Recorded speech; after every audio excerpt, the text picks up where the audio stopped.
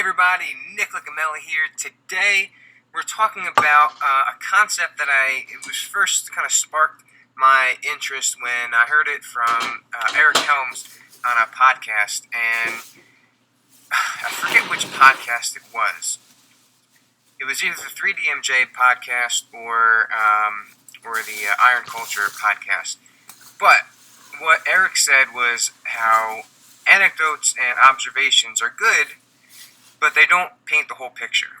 Okay, so this issue is prevalent in fitness and in physical therapy and throughout healthcare, and it's this idea that we observe things through anecdote, right? So say higher reps burn fat, or dry needling and foam rolling and spinal manipulation help with pain.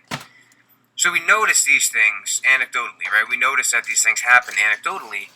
The problem is that we have no mechanistic explanation, or it's inaccurate, right? So, for example, the high reps burn fat.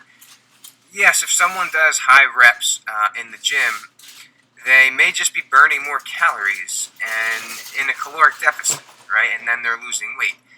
But it's when someone observes that and says that the reason that person is losing weight is because of the high reps.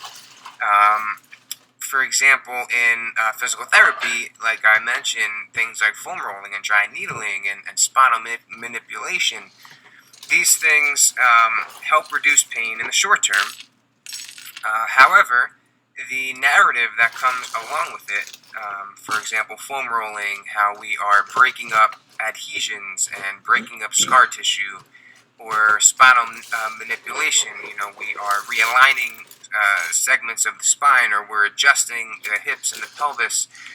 These narratives have not been substantiated in the research, right? So we take an observation, which is that these things decrease pain in the short term, and we attach these narratives, and we almost make it a problem, right? We give the patient or the client a problem that they need us for. Then it becomes marketable. Then it becomes continuing education courses.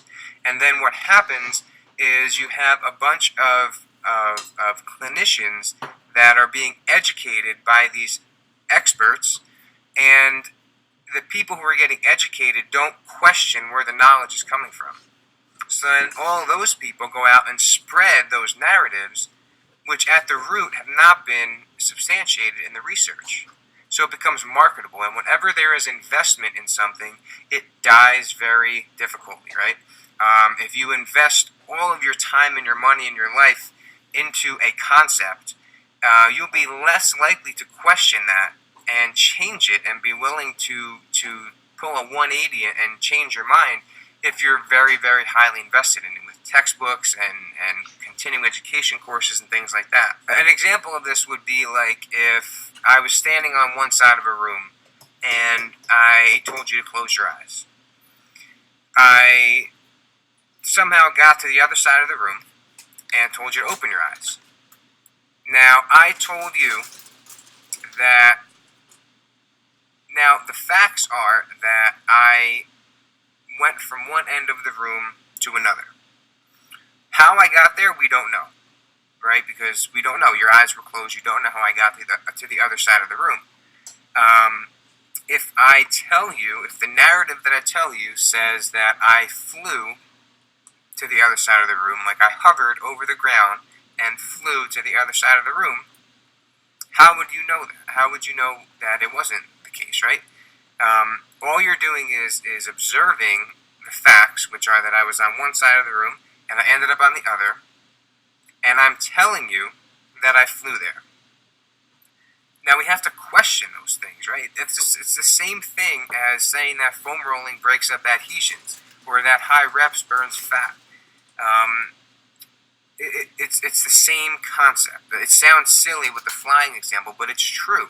And then if I were to go start a continuing education company about how to hover over the ground and get to one side of the room, get from one side of the room to the other, if I wrote books about it, it's the same concept, right? So So I guess my point here is that anecdote and observation are important because they can kind of fuel and trigger further research for answers and for these mechanistic answers. But you have to be careful of coming up with these narratives that are false or haven't been proven yet, right?